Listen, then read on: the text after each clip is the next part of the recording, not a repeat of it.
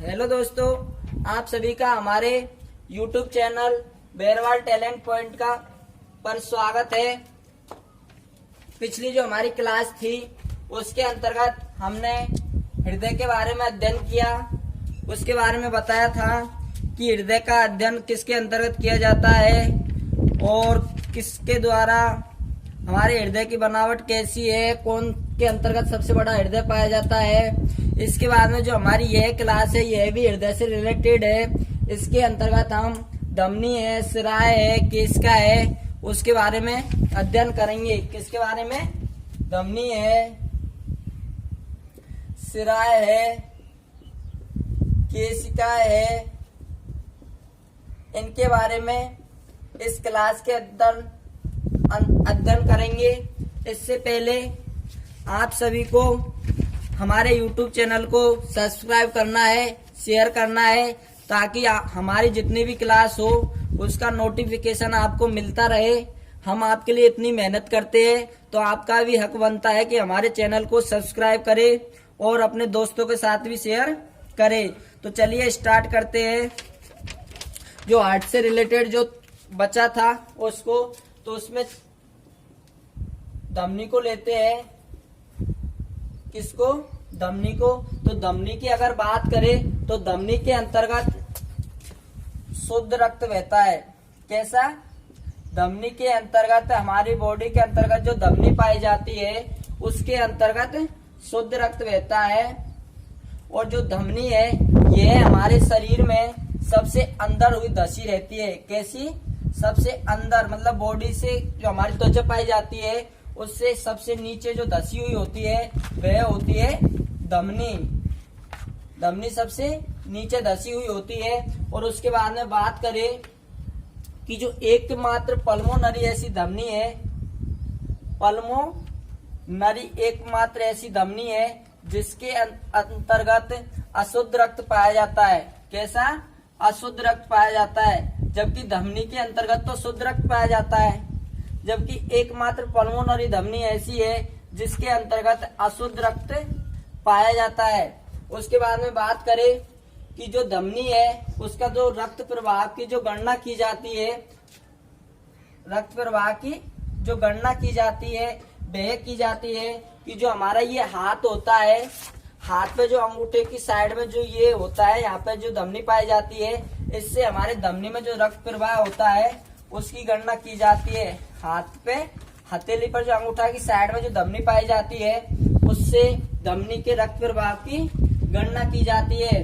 उसके बाद में बात करें कि जो रक्त प्रवाह है उसे किससे मापा जाता है, तो उसे मापा जाता है इस मैनोमीटर द्वारा रक्त प्रवाह को मापा जाता है। जो कि सामान्य जो व्यक्ति का जो बीपी होता है, ब्लड प्रेशर होता है, वह होता है 120/80 mm ऑफ Hg। इसका मतलब होता है मिनिमम और हाई। मिनिमम होता है 80 और 120 होता है हाई। अर्थात सिस्टोलिक जो मान है वह होता है 120 और डायसिस्टोलिक मान है वह होता है 80। नॉर्मल बीपी कितना होता है? 120/80 mm ऑफ Hg, अर्थात सिस्टोलिक और डायसिस्टोलिक। उसके बाद में बात करें कि हमारी बॉडी के अंतर्गत जो सबसे बड़ी जो धमनी पाई जाती है, सबसे बड़ी धमनी जो पाई जाती है हमारी बॉडी के अंतर्गत वह कौन सी पाई जाती है? तो सबसे बड़ी धमनी की अगर बात करें तो हमारी बॉडी के अंतर्गत जो सबसे बड़ी जो धमनी पाई जाती है वह पाई जाती है महाधमनी। कौन सी?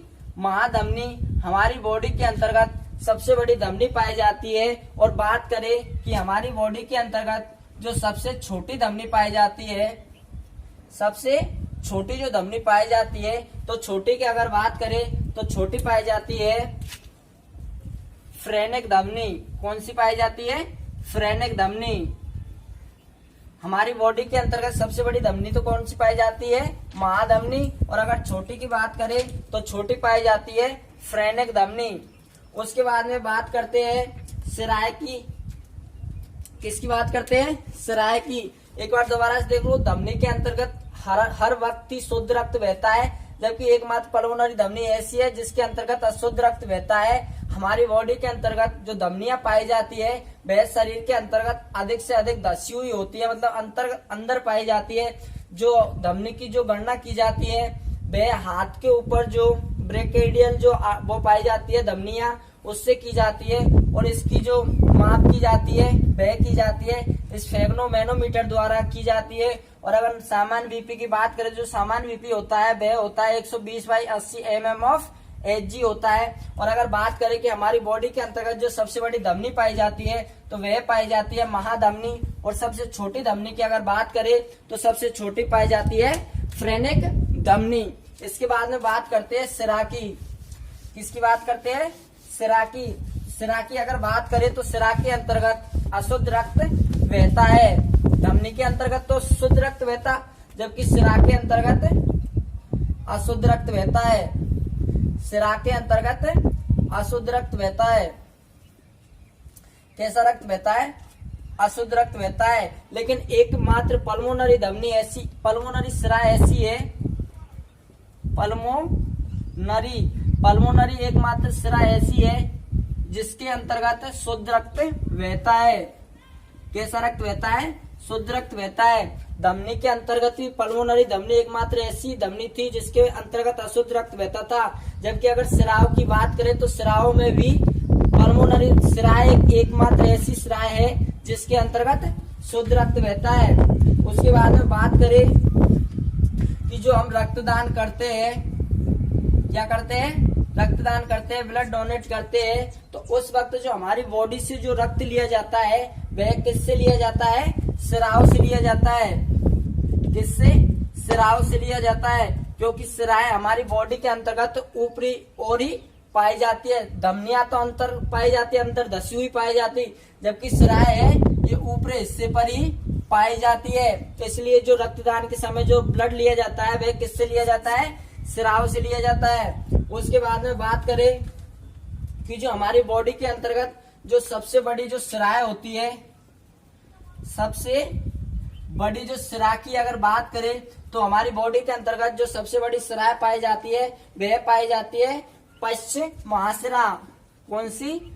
पश्च महासिरा। हमारी बॉडी के अंतर्गत जो सबसे बड़ी सिराएं पाई जाती है वह कौन सी पाई जाती है? पश्च सिरा। और अगर बात करें कि सबसे जो छोटी सिरा पाई जाती है हमारी बॉडी के अंतर्गत, हमारी बॉडी के अंतर्गत जो सबसे छोटी सिराएं पाई जाती है उसकी अगर बात करें तो वह है हेमी एंजाइगस। कौन सी है? हेमी एंजाइगस। हमारी बॉडी के अंतर्गत जो सबसे छोटी जो सिराएं पाई जाती है वह है हेमी एंजाइगस। जब से सबसे बड़ी की बात करें तो सबसे बड़ी जो सिरा है वह है पश्च महासिरा। एक बार फिर से देख लो सिरा को।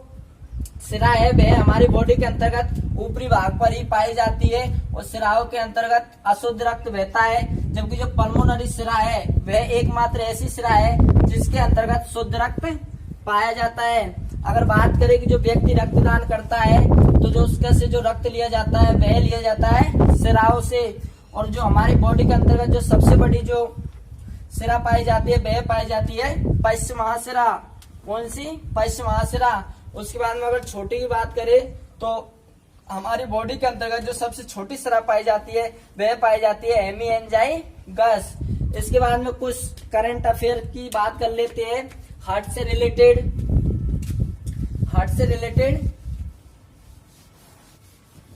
उसके बाद में एक और बचा है केस का।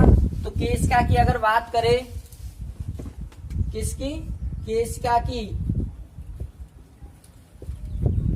का की बात करें कि हमारे हार्ट के अंतर्गत जो केशिकाएं पाई जाती है, हमारी बॉडी के अंतर्गत जो केशिकाएं पाई जाती है वह कौन सा कार्य करती है? तो जो हमारी बॉडी के अंतर्गत जो केशिकाएं पाई जाती है वह केशिका के अंतर्गत शुद्ध व अशुद्ध दोनों ही प्रकार का रक्त पाया जाता है। किसके अंतर्गत? केशिकाओं के अंतर्गत। जबकि बात करें कि जो केशिका का जो कार्य होता है हमारी बॉडी के अंतर्गत, केशिका का जो कार्य होता है हमारी बॉडी के अंतर्गत वह होता है कि धमनी हो और सिराओं को आपस में जो जोड़ने का कार्य होता है वह किसका होता है, केशिकाओं का। और जो केशिका का कार्य होता है आपस में जोड़ने का धमनी और स्राव को। उसके बाद में जो केशिका है यह रक्त के अंदर O2 को अंदर ले जाने का और CO2 को बाहर ले जाने का कार्य भी अनुपातिक परिवर्तन के रूप में करता है। किसके रूप में, अनुपातिक परिवर्तन के रूप में करता है। एक बार फिर से देख लो, केशिका है, इसके अंतर्गत शुद्ध व अशुद्ध दोनों प्रकार का रक्त पाया जाता है। और जो केशिका का जो कार्य होता है वह होता है धमनियों और स्राव को आपस में जोड़ने का कार्य होता है। वह किसका होता है, स्राव को। और स्राव है जो कि हमारे रक्त के अंदर O2 और CO2 को अंदर ले जाने का कार्य करती है, CO2 को बाहर ले जाने का कार्य आनुपातिक परिवर्तन के आधार पर करती है। तो ये थी धमनियां, स्राव और केंद्रिका केशिका है। उसके बाद में हार्ट से रिलेटेड कुछ क्वेश्चनों की बात करते हैं। तो जो हार्ट से रिलेटेड है कि हमारे विश्व के अंतर्गत जो सर्वप्रथम जो कृत्रिम हृदय बनाया गया वह किसके द्वारा बनाया गया। तो हमारे विश्व के अंतर्गत जो सर्वप्रथम जो कृत्रिम हृदय बनाया गया वह रॉबर्ट जार्विक के द्वारा बनाया गया। किसके द्वारा, रॉबर्ट जार्विक के द्वारा, डॉक्टर रॉबर्ट जार्विक के द्वारा सर्वप्रथम विश्व में कृत्रिम हृदय बनाया गया, जिसका नाम था, अगर इस हृदय जो कृत्रिम हृदय बनाया गया उसके अगर नाम की बात करें तो उसका नाम था जार्विक 7। जो रॉबर्ट जार्विक के द्वारा जो कृत्रिम हृदय बनाया गया उसका नाम था, क्या था, जार्विक 7। उसके बाद में बात करें कि जो विश्व में प्रथम बार सर्वप्रथम जो हृदय का प्रत्यारोपण किया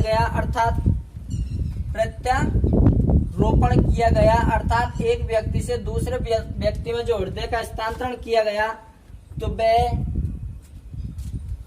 कब किया गया, वह किया गया 9 दिसंबर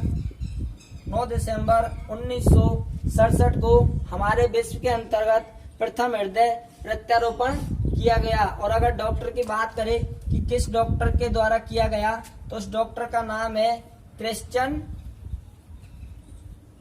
नामक डॉक्टर के द्वारा विश्व में सर्वप्रथम हृदय का प्रत्यारोपण किया गया। और अगर हॉस्पिटल की बात करें कि किस हॉस्पिटल के अंतर्गत किया गया, तो यह किया गया दक्षिण अफ्रीका के अंतर्गत एक हॉस्पिटल है। और उस हॉस्पिटल के नाम की बात करें तो उस हॉस्पिटल का नाम है केप टाउन। क्या नाम है, केप टाउन हॉस्पिटल के अंतर्गत विश्व में सर्वप्रथम प्रत्यारोपण किया गया हृदय का, वह किया गया 9 दिसंबर 1967 को। डॉक्टर की बात करें तो डॉक्टर कौन सा था, क्रिश्चियन नामक डॉक्टर के द्वारा दक्षिणी अफ्रीका में केप टाउन नामक एक हॉस्पिटल है, उसके अंतर्गत प्रथम जो प्रत्यारोपण किया गया हृदय का, वह किया गया क्रिश्चियन के द्वारा। उसके बाद में बात करें कि हमारे भारत के अंतर्गत, किसके अंतर्गत, हमारे भारत के अंतर्गत जो सर्वप्रथम जो हृदय का प्रत्यारोपण किया गया, किसके अंतर्गत, भारत के अंतर्गत जो सर्वप्रथम हृदय का जो प्रत्यारोपण किया गया वह किसके द्वारा किया गया, कब किया गया, तो वह किया गया 3 दिसंबर सन 1994 को। कब किया गया, 3 दिसंबर सन 1994 को। और अगर डॉक्टर की बात करें तो डॉक्टर का नाम है वेणुगोपाल। डॉक्टर पी वेणुगोपाल के द्वारा हमारे भारत के अंतर्गत सर्वप्रथम हृदय का प्रत्यारोपण किया गया।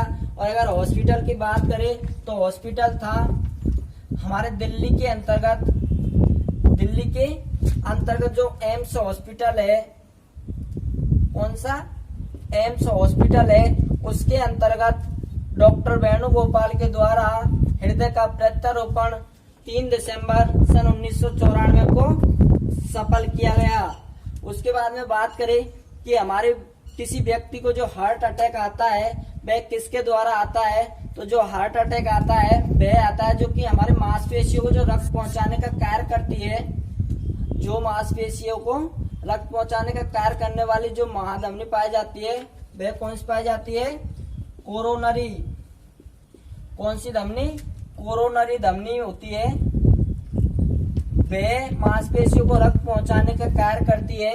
और अगर इसके रक्त पहुंचाने के कार्य में किसी भी प्रकार की रुकावट आ जाए, जो ये मांसपेशियों को जो रक्त पहुंचाती है उस पहुंचाने की प्रक्रिया में अगर किसी भी प्रकार की रुकावट आ जाए, किसी भी प्रकार की अगर रुकावट आ जाए तो व्यक्ति को हार्ट अटैक आ जाता है। किसके कारण आता है, कोरोनरी धमनी जो मांसपेशियों को रक्त पहुंचाने का कार्य करती है, अगर उस कार्य में कोई भी प्रकार की रुकावट आ जाए तो व्यक्ति को हार्ट अटैक आ जाता है। तो इसके बाद में हम बात करेंगे, तो ये था हमारा हार्ट परिसंचरण तंत्र। और उसके बाद में हम बात करेंगे जो हमारा टॉपिक होगा वह होगा लसिका परिसंचरण तंत्र। कौन सा होगा, लसिका परिसंचरण तंत्र। हमने रक्त परिसंचरण के बारे में अध्ययन कर लिया है, हृदय परिसंचरण के बारे में अध्ययन कर लिया है। उसके बाद में जो हमारी अगली क्लास होगी उसमें हम अध्ययन करेंगे लसिका परिसंचरण तंत्र। यह भी आपके एग्जाम के लिए महत्वपूर्ण साबित होता है, इसलिए हमारी अगली क्लास को भी देखिए जिसके अंदर हम लसिका परिसंचरण तंत्र के बारे में अध्ययन करेंगे। ओके।